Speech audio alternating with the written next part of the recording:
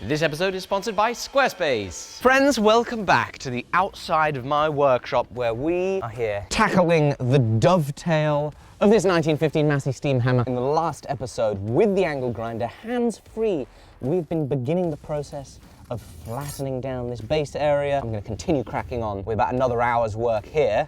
Let's see if we can get that gap reduced to nothing. But before that, I want to get this thing properly level. Check this out. When we were setting this workshop up for the second time, a subscriber reached out saying they had a machinist level to sell me.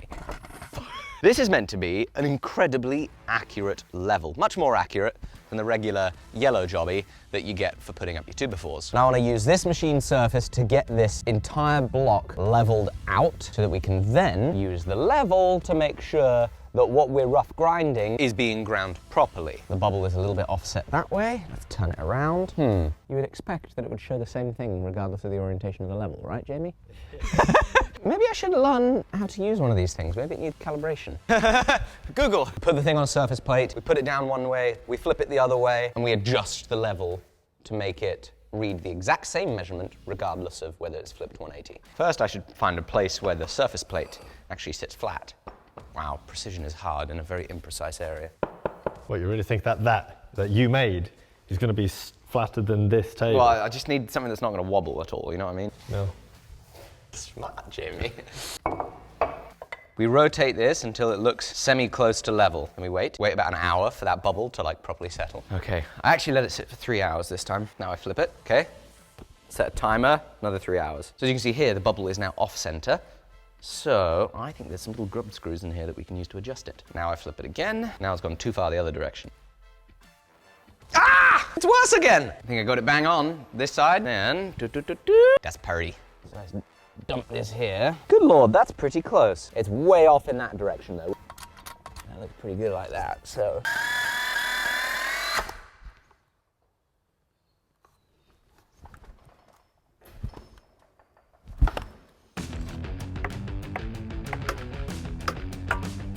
All right, I think we got it. Boom, and boom!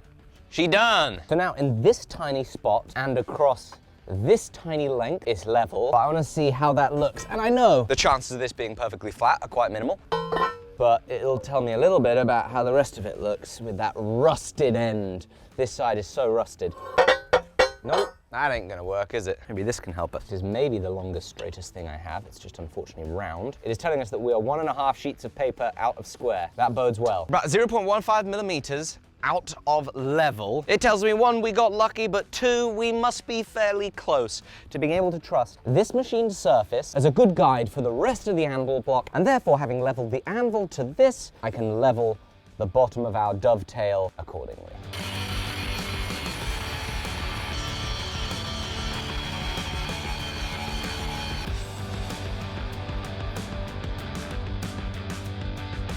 I come in from the sweltering heat to tell you about today's sponsor, which is Squarespace. I know there is an absolute ton of you guys who are watching who want to start your own business, who already have your own business, either both, a combination of them. Well, in order to do that, you're gonna need a website. It's the home of your brand on the internet, and it can be a place to showcase a portfolio of your work, sell all your physical or digital products, run your email marketing campaigns, and even take bookings to sell your time.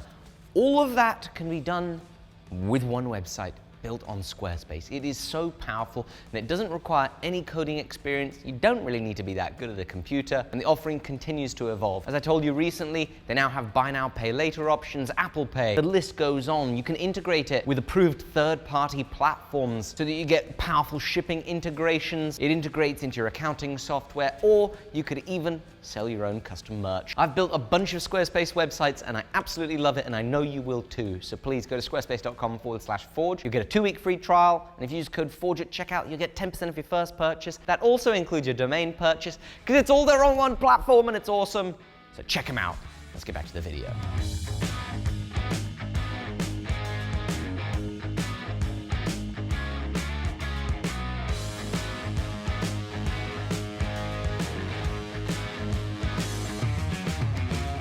All right, folks, we've got it fairly decently roughed in. What I then decided to do, for whatever reason, is I decided to do a little bit of grinding up here. I wanted to reduce the level of this, bring this down, because a lot of the potential options that I have for making a jig to grind this are limited by this height. Yeah, a lot of people were asking why you didn't just use a circular saw with an actual steel cutting disc. This is the issue, that's it, exactly. See that height? What is it, Jamie? 70 mil. That's quite deep. Even this 9-inch angle grinder, straight up and down, see right there, it gets stuck.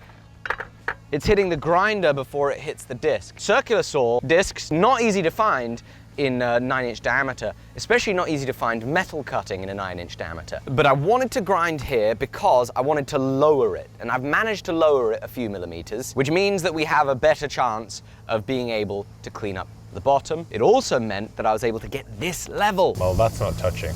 What's it not touching? It's not touching anything here. It's there. Oh, I've really screwed that up. Oh, golly! Crap, it's got a big old angle to it, look at that. So what I've done is I've completely ruined this anvil base. Look how much I destroyed that. No jig making yet, because I had been scheming on a jig that just slides on here. Anyway, right, more grinding, let's go.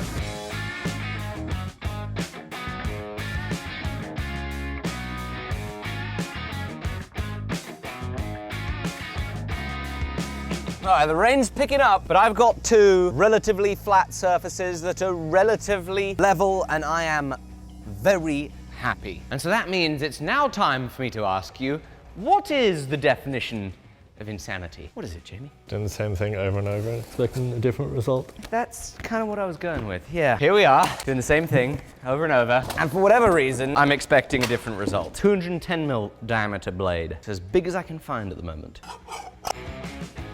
Yeah, that's what we want to see. That's called clearance. And then a little bit less clearance here. Now, how on earth can I use these surfaces to build a jig without the stack height becoming so high that I can no longer use that clearance to level and cut this? So I was sent these pictures from Sam Mathis, how he's done it on his machine. Tube stock riding on tube stock. It's a pretty slick way of doing it. What do I have on the racks?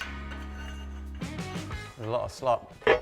Don't have the room for anything being built on top of this surface. There's no clearance, those teeth wouldn't cut. Anything I build needs to let this carriage ride as close, if not on this surface. Are you mad? Is that not obviously clear by now that I'm a little bit mad? Thing is, that mill table is square to its head, but it's not square to the ground. That is a very good point, Jamie. We'd have to make sure that both things were level as can be. Oh, it doesn't cut angles. It only goes up and down. You know how these ones tilt this way, that way? This one doesn't. Oh! We take the head of the Bridgeport and we put it on the bed of the Bridgeport. That would be ridiculous. That'd be hilarious. That'd be the funniest thing anybody's ever seen. Could you imagine? I kind of want to do that just to say that I've done that. How is doing all that easier and less time consuming than making a jig? Because I'm concerned that a jig is going to flex. I have clearance issues with a jig because all this stuff is really tight and the rest of the power hammer is big. The jig needs to be bolted to the ground, made of super heavy stuff. There's a lot of reasons why I actually think that the jig and this particular saw, which I think is the only saw that we have up to the task, there's a lot of reasons why I don't think they go well together.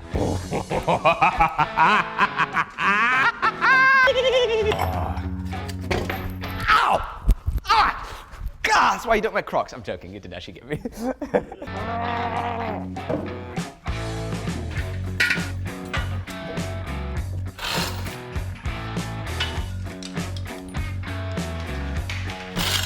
Now I've got to work out, do I take off just this section or do I take off this too? That adds more weight, and I'm going to be concerned about weight, but this might not mean that we have any holes to bolt through as easy. Will that even fit in the T-slots? 9-inch? That's a shame. 9 inches is too big.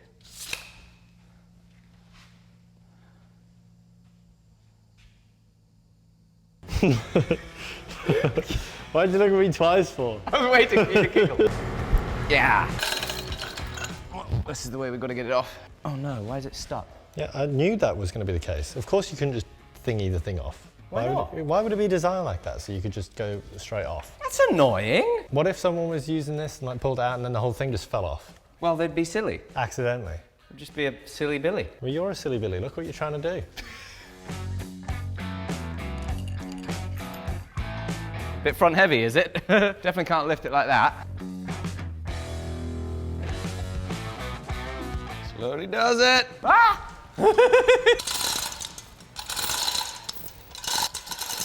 One of them and one of these. Boom.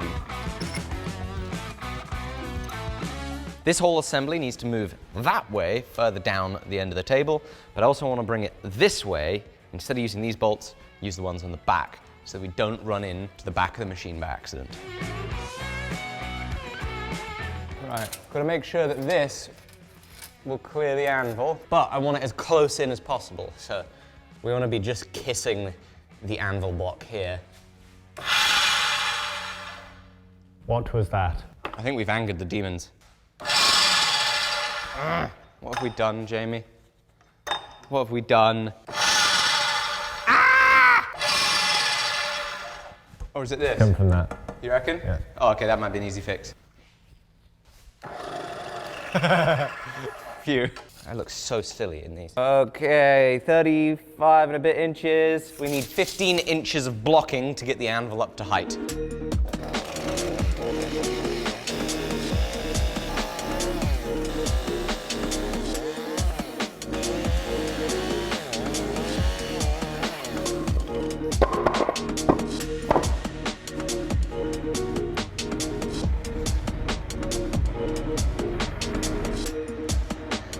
Oh yeah, thank you. Look at that. We got ourselves that anvil back inside, and it just looks more and more ridiculous. All right. I've made some brackets that have allowed me to bolt the machine down. Not through the bolt holes, because I didn't have concrete bolts big enough at the moment. And now I've got the table of the Bridgeport level in this direction and this direction, thanks to your favorite hickory leveling wedges, available from your nearest engineering supplier. Next up, I need to make sure that the Bridgeport is going to be going in and out in a straight line with this anvil, and I need to make sure that the anvil is leveled. So, both those things probably have to be done kind of at the same time. Oh my. And I think even my micrometer can see that this anvil is twisted like this relative to the Bridgeport. Maybe I should have squared the Bridgeport to the anvil. Nothing. Which is kind of good because this won't get bolted down, so I'm kind of happy that it's, you know, pretty well stuck there, but not so easy for adjusting it. This project just gets more and more interesting. Really don't want to have to go ask for the forklift again. Maybe I can make it fall off the jacks. Oh my God, Jamie! Woo! Right, now we go the other way. Might be the point where we can try and indicate this. I'm lined up against this machine surface, kind of roughly, although it's, you know, machined down this way, but the rest is casting, so there's nothing perfect to line ourselves up to. Okay, now let me know, is it going clockwise or anti-clockwise? Clockwise. It's going clockwise. Much? It went around 180 degrees. Wow. That means it's really badly out of square.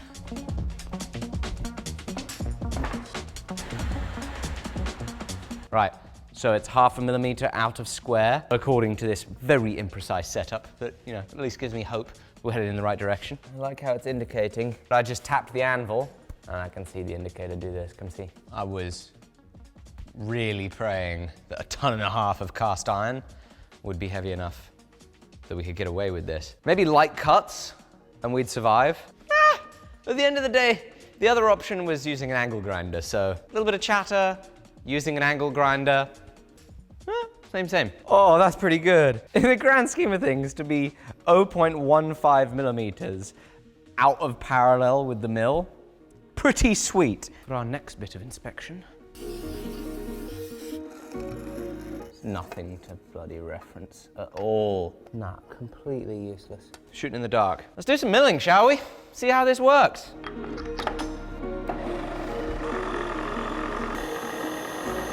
So weird. Isn't this the weirdest thing you've ever seen? Yeah, down is now up and up is now down. Hey, you know what else? This is like, what's the name of those illustrations with the stairs that like... MC Escher. It's like an MC Escher drawing right here. And I have to turn the opposite direction, because usually I move the workpiece, but now we're moving the cutter. That's contact. That's hilarious. Look, it's cutting. Have a look, Jamie. It's doing the bloody thing. I like to think I'm taking the cake for the weirdest Bridgeport setup in history. Ah! It doesn't like that. See the wobble? Why is it doing that? That's not good. Proof of concept might be a yes, but execution, probably a no. 1.5 tons is not enough. First set of observations. There's a lot more cutting over here as compared to over there. That means either I didn't grind this very level, 1.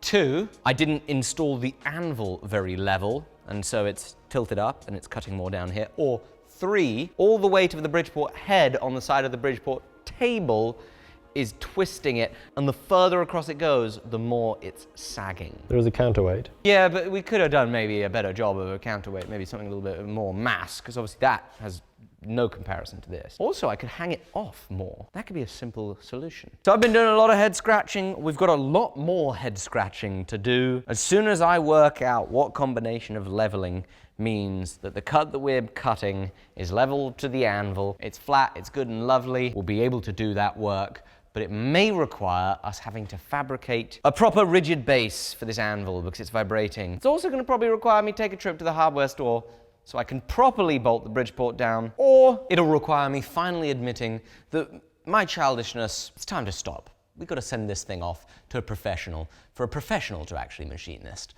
Thank you so much for watching. If it wasn't for you watching, I wouldn't be able to do all of this silly stuff. So thank you. If you're finding it entertaining, I'd love it if you could click like, subscribe, give us a comment. We love hearing from you. And thank you to Squarespace for sponsoring this episode. Bye-bye.